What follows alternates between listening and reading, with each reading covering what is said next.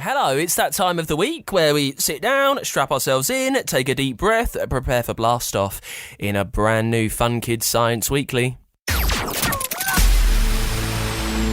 My name is Dan. Welcome to the show that lets you explore the universe and everything beyond, searching out those science secrets, and then we kind of get you back in around about half an hour.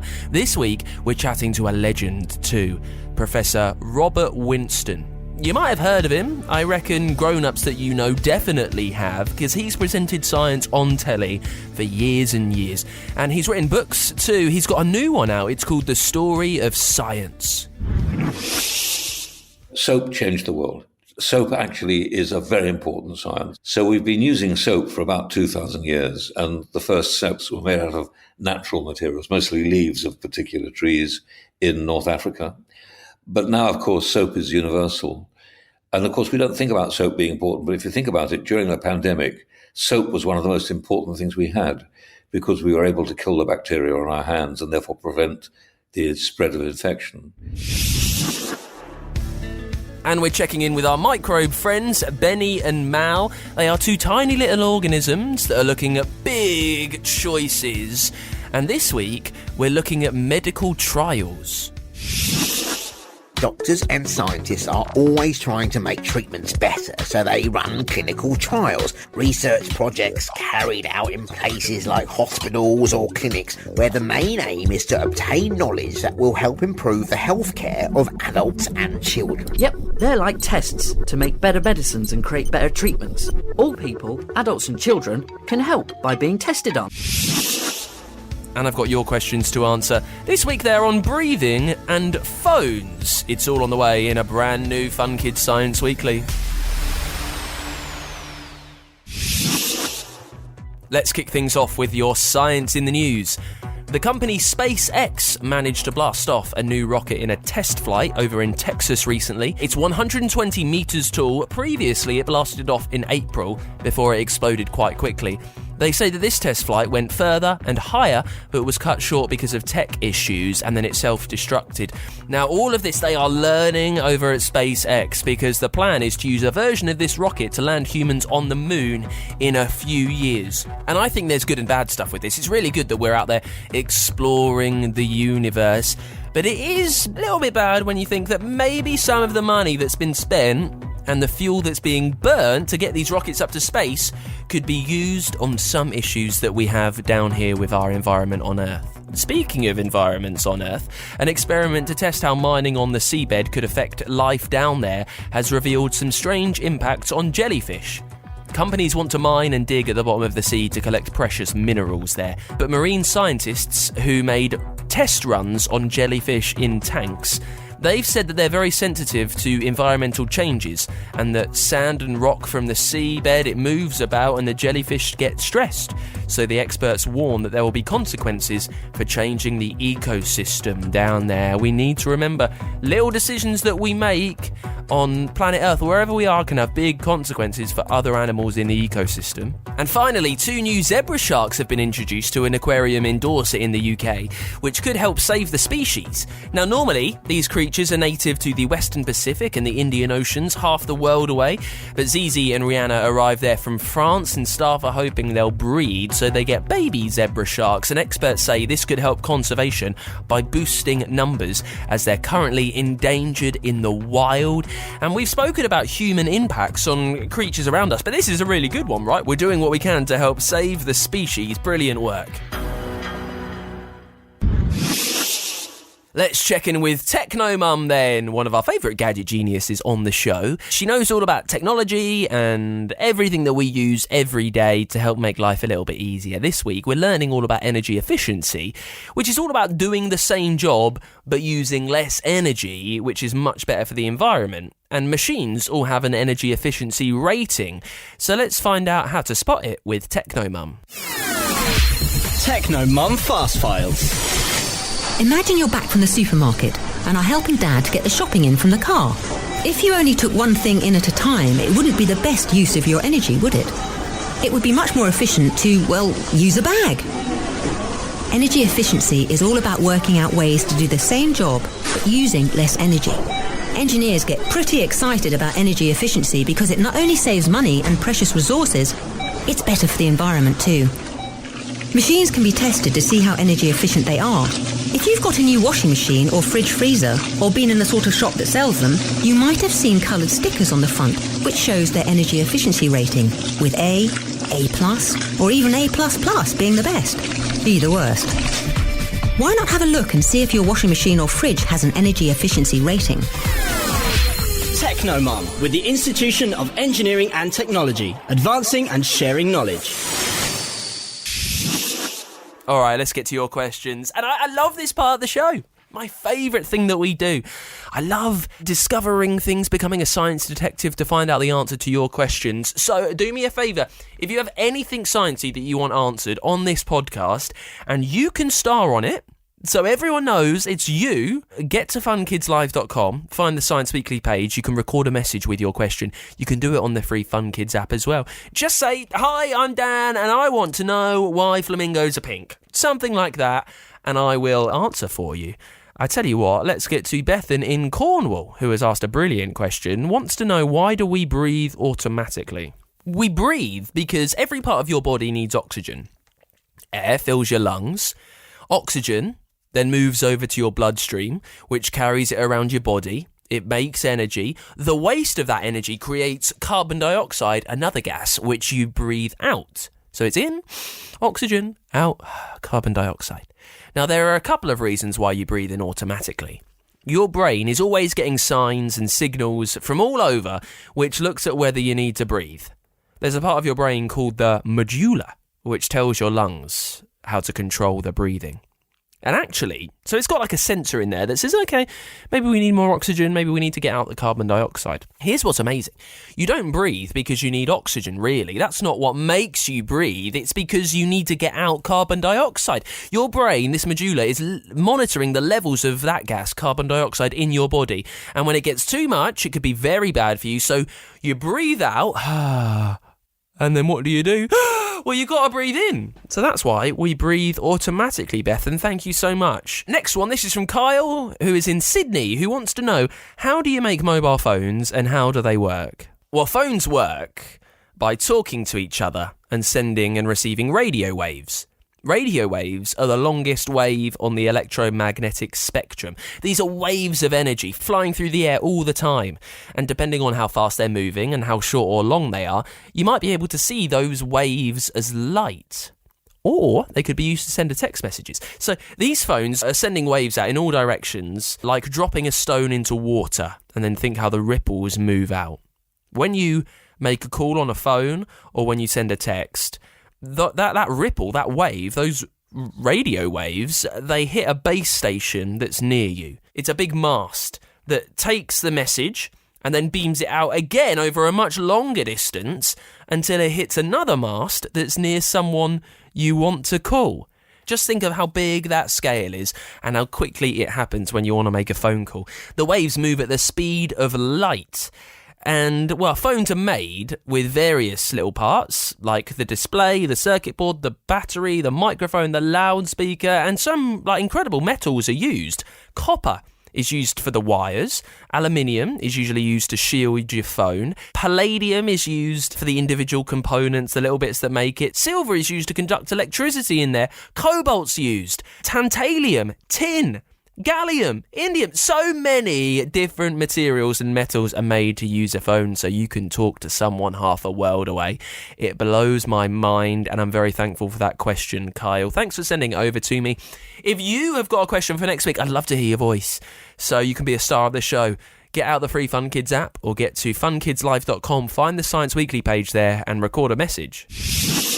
It's the Fun Kids Science Weekly. Now, one of the world's most recognisable scientists has got a brand new book out. It's called The Story of Science. Very grand. It's by Professor Robert Winston, who I think has done more things than would fill Wikipedia, and joins us now. Professor Winston, thank you so much for being there. Oh, pleasure to be here. Now, I have to ask you, of all the different experiments, the different studies, everything that you've done in the world of science through the years, what's the one thing that you've been most surprised to find out? Surprised by? I think I'm always surprised when anything works. Basically, most of the experiments that I do fail. One of the messages about science is that don't be frightened of failure, because actually your experiments need to fail because you need to work out why it's not working, and that actually makes it a better experiment when you do work it out. So ultimately, when you've published a scientific paper, and I suppose I've published lots of those, hundreds of them, you are actually publishing a new failure and then showing how you overcame the failure. So I don't think there's any one particular thing which has surprised me more. I suppose some of the work we did on genes in eggs was pretty surprising. And for example, one of the things I think, which I was talking about in a lecture in Birmingham yesterday to adults, was how we found that the egg starts to age from the moment it's fertilized. So actually, the aging process doesn't start just when you get grey hair and get wrinkles like me. It starts actually before you're born, 2 days, 3 days after the egg's fertilized. So, and we can see that under the microscope, and it's fascinating, really. Well, listen, the new book is The Story of Science, which sounds very grand. It's a massive story. How did you know where to begin? And I came to the conclusion that the most important thing that we ever did, the first experiment that I thought really changed the world.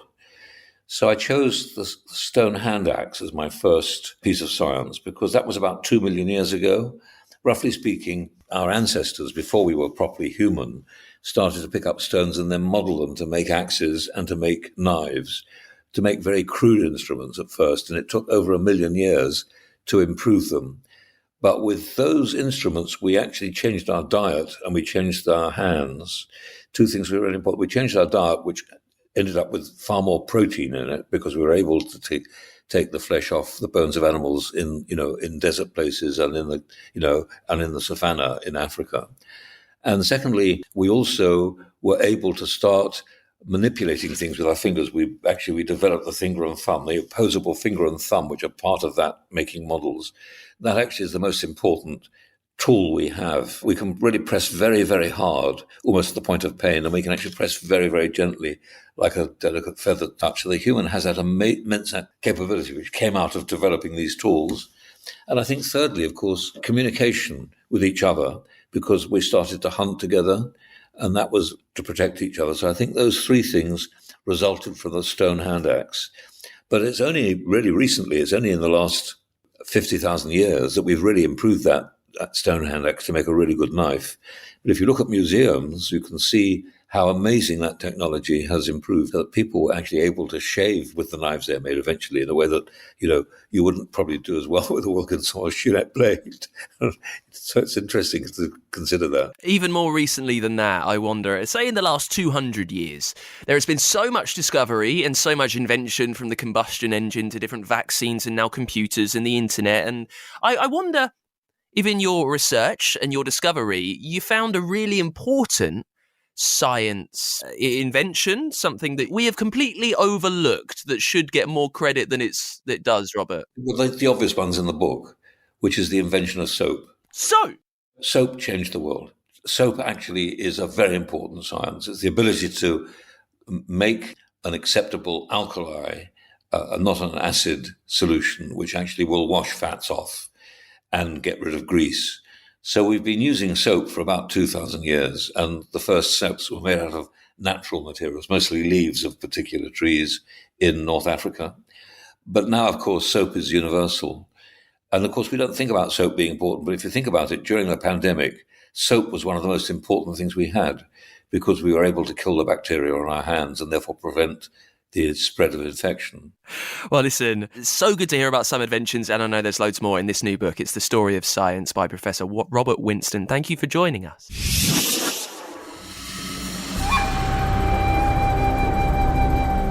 For this week's Dangerous Dan, where we look at some of the most mean, weird and strange things in the universe, we are travelling back through time over 1 million years ago to talk about Xenosmilus. Xenosmilus is an ancient, extinct, huge type of saber-toothed cat.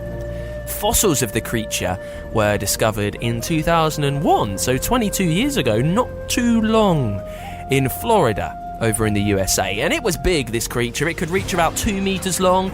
It was as big as a lion with a thick, muscular body. It weighed 300 kilograms, which is chunky. It had shorter arms and legs with a thick, powerful neck. Its real key to being deadly was its teeth. Most big cats have long fangs that look like blades. Xenosmilus had shorter, thicker teeth, and they were jagged. The edges were sharp, which meant they could rip through flesh. Now get this, it's disgusting but amazing. Most cats today, they will strangle their prey, using their arms to squeeze down on the neck to push out all the air so it can get its dinner. Xenosmilus, it would take a bite with its brutal teeth, tearing a huge chunk out of the prey, and then it would let it bleed to death. Oh, how creepy is that? It's a very disgusting, messy way to get your dinner, and it means that Xenosmilus from millions of years ago goes straight onto our Dangerous Dan list. Right, before we finish this week, let's check in with our microbe friends, Benny and Mal. Normal microbes live in your body, in your gut. They break down food. These microbes, they travel around the world and they make big decisions and they look at important stuff with ethical dilemmas. An ethical dilemma is a choice that we need to make that's both good and bad, and it's difficult to figure out what's right. This time, it's all about medical trials. Benny and Mal's Demanding Dilemmas, with support from Nuffield Council on Bioethics. All right, Benny and Mal here. Yeah. We're teasing out a few demanding dilemmas for you. Big word, isn't it? Dilemma. It just means having a difficult choice to make. You choose. Like spending your birthday money on a new computer game or some cool new trousers. Good example now, and you might not know this, but an ethical dilemma is a difficult choice about the right thing to do. You choose. Like if a friend asked you if they look nice in their new trousers and they looked terrible, maybe a little white lie wouldn't be so bad. And here's where it gets really interesting. Some ethical dilemmas are about difficult choices we have to make about how we use science. You choose. Dilemmas about science. Not sure I get what you mean there. Science is all around us. It helps us do a massive amount of stuff, but just because we can do some things, well, that doesn't mean we should. Yeah, it might be easier to fib to your friend and say they look nice, but then when everyone is pointing and laughing, they be like, why didn't you tell me? All right, calm down, mate. You choose. And I'm getting very close to deleting that sound effect, Mal. So, let's talk about clinical trials. Order! Not that sort of trial. We're not in court. Oh. That's more like it. It's very likely that you have had some medicine, maybe on a spoon or as a tablet. It's also quite possible that you've had treatment in a hospital or surgery for an illness or injury. Doctors and scientists are always trying to make treatments better, so they run clinical trials, research projects carried out in places like hospitals or clinics, where the main aim is to obtain knowledge that will help improve the healthcare of adults and children. Yep, they're like tests to make better medicines and create better treatments. All people, adults and children, can help by being tested on. Hang on, back up, mate. So you're telling me that they have clinical trials for children? That's right. Children are very different to adults. Shorter, for starters. Well, yeah, but the medicines and treatments that children get are often very different to those that the adults receive. So, of course, they need to test medicines and treatment on children. I don't think I like the idea of anyone being tested on, especially not kids. Kids aren't guinea pigs. It might be a bit of a weird thought to be tested on, but the clinical trials are often, well, pretty boring. It could involve answering some questions in general about how you're feeling. Other tests might involve things like blood tests or scans, or even trying new medicines out. What if the parent wants the kid to be part of the clinical trial, but the kid isn't keen? Good point.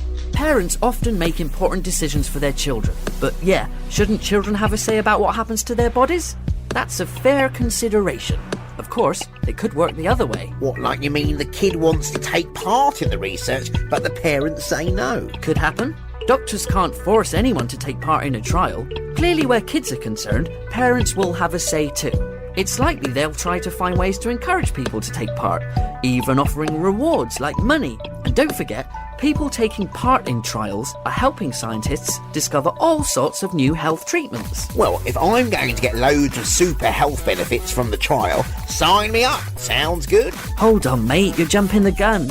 There might be health benefits achieved as part of the trial, but it might be other people in the future who get them. The trial could, well, basically do nothing for you. So I could be taking a pill or having scans or answering questions all for nothing. Hey, what if the trial actually harmed me? Sounds risky. Well, doctors are trying to help people, not harm them. But with some tests, it might be hard to say for sure what would happen. One of the questions a person might ask before joining a test might be about the risks. But if it led to a medicine that helps others, some people might think a bit of risk is worth it, I suppose. Exactly. So, as you can see, it's a right old dilemma. A demanding dilemma. A positive brain-busting bioethical bamboozler. I wonder which side you'll agree with. You choose. Benny and Mal's Demanding Dilemmas, with support from Nuffield Council on bioethics.